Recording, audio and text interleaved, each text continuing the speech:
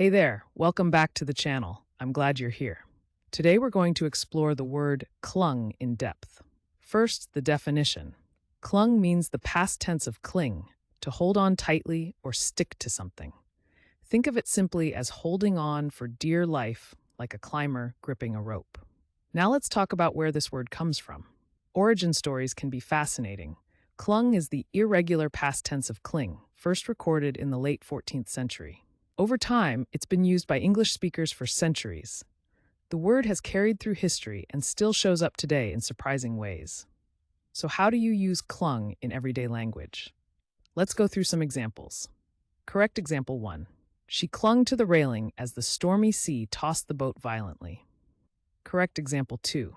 The child clung to her mother's hand in the crowded market. And just for fun, here's a playful wrong example. I tried to clung to the idea, but it didn't go well.